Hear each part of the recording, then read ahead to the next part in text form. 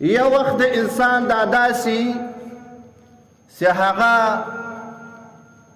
دغه انسان هغه وخت په ښه کارو کې مصرف یعنی هغه وخت د ده شمارل کېږي یا د دنیا په فایده کې یا د آخرت په فایده کې خو فایده لري هغه وخت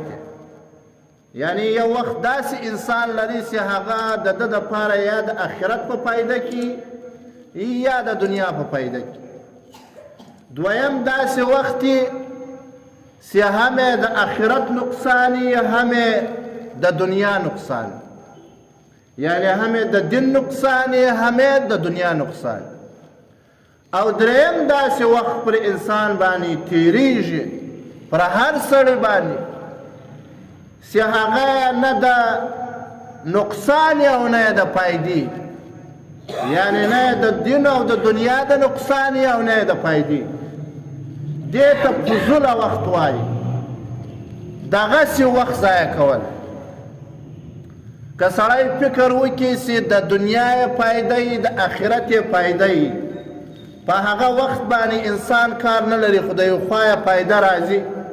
یا به د دین فایده یي یا به د دنیا فایده یي خو هغه وخت ضایع نه ځي د یو شي په فایده کې خو د مصرف دی او دویم یا د دین په نقصان کې یا د آخرت په نقصان کې هغه وخت د انسان سره فکر پکار دی سوي کې چې دا وخت خو زه یا د دنیا په نقصان کې مصرفوم یا د دین په نقصان کې مصرفوم نو زما لپاره پکار دا دی چې دا وخت زه دا رقم نه کم ضایع په نقصان کې نسي راسه ولاړ هغه هم معلوم دی انسان ته علاج هم ورمعلوم دی دا دریم وخت چې نه د دین او نه د دنیا په فایده او نقصان کې دا امام غزالی رحم الله تعالی فرمایي چې دا بیا زیاتر نقصان لري نقصان یې دغه دی چې ته دغه ضایع کوې نه د دین په فایده کې درته پرېوځي او نه د دنیا په فایده کې درته پرېوځي دا نو وخت دغه ضایع کوې پر ځان باندې د دې مثال امام غزالی رحم الله تعالی دا ورکړی وایي که د وخت حکمران یو سړی یو غارې ته ودرې یا یو شیلې ته ودرې هغه غار هغه شیله د سرو زرو څخه ډکوي او ده ته وایي چې دغه سونه یا دغه سره زر راکاږه چې څومره دې راکښل هغه ټول ستا دي خو دا وخت نه دی معلوم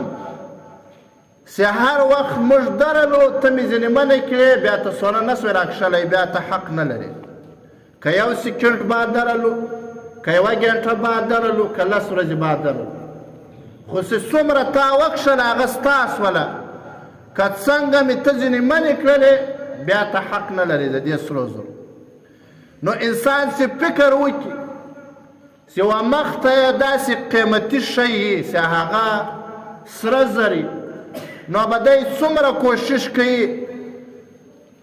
څومره به دی په دغه راکښلو کې کوشش کوي چې څومره ډېرې زما یو منټ یو سکند به دا سړی نه ضایع کوي نه به اوبو ته وخت ورکوي نه به خوراک ته وخت ورکوي نه به بل شي ته وخت ورکوي ولې مخ ته یې داسې قیمتي شی دی چې هغه په دنیا کې مثال نه لري نو وخت به نه ضایع کوي دغسې مثال د وخت هم دی د انسان سره چې الله جل جلاله انسان ته کم عمر کم وخت ورکړی د هغه مثال هم داسې دی لکه دا سره زر ستا مخ ته پروت دی دا وخت نو نبی علیه الصلاة وسلام وایي مې ضایع کوه دا وخت سونه جوړ که سره زر یې د وخت خپل ځان دپاره جوړ که سره زر یې دا دي چې پر ښه کارو باندې مصرف کړي یعنی که چیرې د دین په کارو باندې مصرف کړي خو د سره زر خبره نسته که 2 رکعاته نفل وکړې که تلاوت وکړې که د همسایه سره ښه وکړې د دین په زراو احکامات چې یو حکم یې پر ځای کې دا ستا لپاره دغه وخت سره زر د سهار لمونځ باید جمعه ته کوې یو لمونځ نه قضا کوې د سهار تر لمانځه پورې را په یاد یعنی د سهار لمونځ که یو سړی قیمتي جوړ کړي قیمتي دا دی چې پر خپل وخت باندې راپورته سو او هغه لمونځ یې با جمعه ته ادا کوي نو الله جل جلاله یې په کور کې اتفاق هم راولي ایمان تازګي هم راولي د دې انسان د زړه سکون به هم او په کور کې به اتفاقي هم نه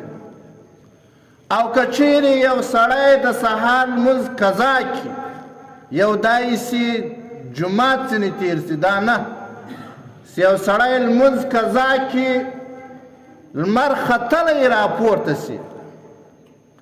د هغه دا درې نقصانه نبی علیه الصلاة وسلام یقیني دي په دې کې هېڅ شک نشته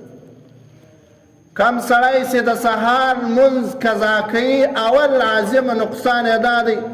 چې په کور کې بې اتفاقي راځي که ته څومره عقل وجنګوې هر څومره کوشش وکړې د هغه انسان په کور کې بې اتفاقي خامخا راځي هغه نسوی ختمېدلی ولې د سهار لمونځ قضا کوي او دویم نقصان یې دا دی کم سړی چې د سهار لمونځ قضا کوي د هغه کور څخه فاقه و نیستي قطعا نسوی ختمېدلی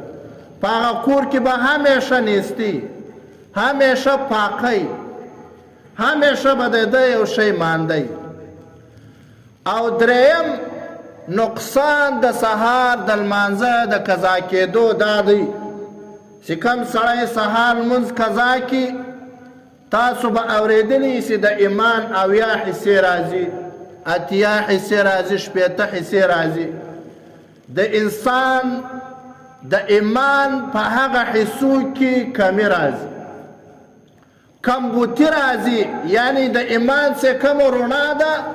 هغه رڼا ورځ په ورځ پر ختمېدو دا درې نقصانه نبی علیه الصلاة وسلام بیان کړي که یو سړی د سهار لمونځ قضا کوي دا خو بیا هلته پرېږده چې یو سړی مسلسله قضا کوي د هغه بیا څومره نقصانات دا صرف او صرف بغیر عذره چې هېڅ عذر نه لري یو سړی خوایا هغه زنانه یي سړی نارینه یي ښځه یي ځوان یي سپین ږیری یي د سهار لمونځ یې قضا کوي وخت یې نه کوي قیمتي خپل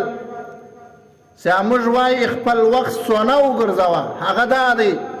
چې د سهار لمونځ دې قضا کوي نو دا درې نقصان دې کور ته راوړل فقر و پاقه و نیستي دې کور ته راوړله بې اتفاقي دې کور ته راوړله او دریم د ایمان چې د کمه روښنایي ولا کم طاقت و هغه پر ختمېدو دا صرف یو مثال ذکر سو که یو سړی د سهار لمونځ کوي با جمعه ته یې کوي د هغه دا فایدې په کور کې به اتفاقي زړه به پر سکون باندې نیستي به د هغه کور څخه ختموي د ایمان تازګي به وي